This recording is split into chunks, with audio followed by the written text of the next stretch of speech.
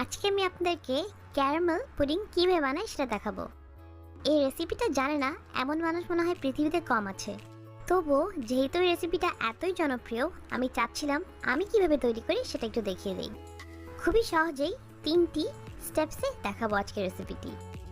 একদম পারফেক্ট মসৃণ আর tasty pudding কীভাবে বানাই চলুন আর দেরি না করে এখনই দেখে নিই। প্রথমে বানাচ্ছি আমরা ক্যারামেলটা। তার জন্য আমি এখানে নিয়ে নিয়েছি হাফ কাপ চিনি। এর মধ্যে দিয়ে দিলাম 3 টেবিল চামচ পানি। চিনি আর পানিটাকে খুব ভালোভাবে আগে একটু মিশিয়ে নিচ্ছি আর তারপর চুলা জালটাকে অন করব। এবার আর চামচ দিয়ে এই চিনি আর পানিটাকে নাড়ানো যাবে না। চুলা জাল থেকে মিডিয়ামে রেখে আমাদের অপেক্ষা করতে হবে এরকম একটা সুন্দর কালার আসার জন্য।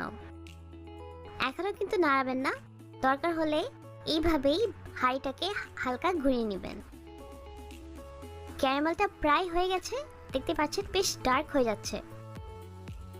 এখন সাথে সাথে নামিয়ে যে বাটিটাতে আমরা পুডিংটা বানাবো সেখানে ক্যারামেল সসটাকে ঢেলে দিতে হবে। ক্যারামেলটা সেট হতে থাক, এই মাঝে চলুন আমরা পুডিংটার কাস্টার্ডটা তৈরি করে নিই।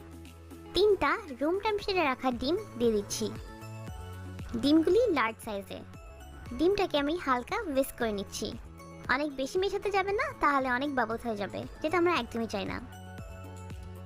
ভালোভাবে ডিমটা মিশিয়ে নিয়েছি, তারপর দিয়ে দিলাম এখানে হাফ কাপ চিনি। আপনারা পুডিংটা কতটুকু মিষ্টি চান সেটা আপনাদের উপর ডিপেন্ড করে। এখানে আছে 1.5 কাপ লিকুইড মিল্ক। আমি 3 কাপ দুধ জাল দিয়ে ঘন করে নিয়েছি আর সেটাকে 1.5 কাপ বানিয়ে ব্যবহার করছি। এটার বদলে কিন্তু আপনারা ইভাপোরেটেড মিল্ক ইউজ করতে পারেন অথবা এমনি দুধ জাল দিয়ে ঠান্ডা করে ইউজ করতে পারেন। 1 চা চামচ ভ্যানিলা এসেন্স দিয়ে দিয়েছি।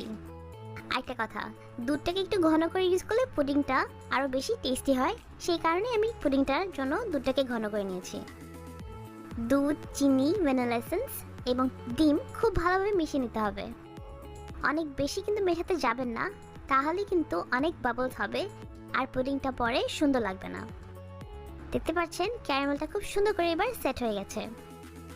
আমরা যেই ডিম আর চিনির মিক্সটা বানিয়েছি সেটাকে ছেঁকে দিয়ে দিচ্ছি। অবশ্যই এভাবে ছেঁকে নেবেন, তাহলে কিন্তু ডিমের কোনো সাদা এই ধরনের অংশ থাকলে সেটা বের করে নেওয়া যাবে। এইবার আমরা এই পুডিংটাকে ঢেকে নিচ্ছি। আচ্ছা, আমি আজকে যে ধরনের মোল্ড ইউজ করছি সেটা হচ্ছে 7 ইঞ্চের একটা কেক মোল্ড।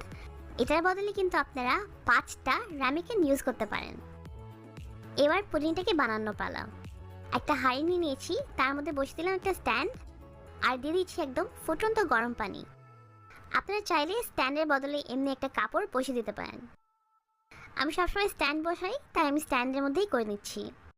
স্ট্যান্ডের উপরে পুডিংটাকে রেখে এবার ঢেকে এটাকে 25 থেকে 30 মিনিট রান্না করে নিতে হবে। আমার আজকে প্রায় 27 মিনিট লেগেছে। 27 মিনিট পর আমি এই ফয়েলটাকে বের করে নিচ্ছি। তারপর একটা টুথপিক অথবা ছুরি ইনসার্ট করে দেখব যে পুডিংটা পুরোপুরি হয়েছে কিনা। পুডিংটা কিন্তু এই পর্যায়ে এখনও অনেক জিগলি আছে, কিন্তু একদম ক্লিয়ার বেরোচ্ছে টুথপিকটা, তার মানে এটা একদম সেট। এখন এটাকে রুম টেম্পারেচারে আনবো আর তারপর ফ্রিজে কমপক্ষে 3 ঘন্টার মতন রেখে দিতে হবে। সারা রাতও রেখে দিতে পারেন। 3 ঘন্টা পর পুডিংটাকে ফ্রিজ থেকে বের করে নিচ্ছি এবং সাইডসগুলিকে এইভাবে একটু ছুটে নিতে হবে। তারপর উপর দিয়ে একটা প্লেট দিবেন আর পুডিংটাকে বের করে নেবেন।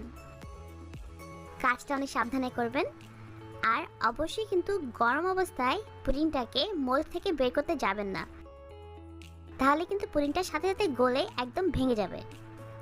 আমি পুডিংটাকে কিন্তু মিডিয়াম আঁচে রান্না করেছি, এটা বলতে ভুলে গেছি, তাই এখন বলে দিলাম। নিশ্চয়ই খেয়াল করছেন পুডিংটা একদম পারফেক্ট হয়েছে এবং ক্যারামেলের কালারটা একদম সুন্দর হয়েছে। আপনারা আমি যেভাবে বানাই সেভাবে ট্রাই করে দেখবেন, আমি আশা করছি একদম পারফেক্ট পুডিং আপনারা বানাবেন। আজকের রেসিপিটা কেমন লাগলো প্লিজ জানাবেন। আমার চ্যানেলকে এখনও সাবস্ক্রাইব না করে থাকলে প্লিজ করে ফেলুন। আজকে এতটুকুই।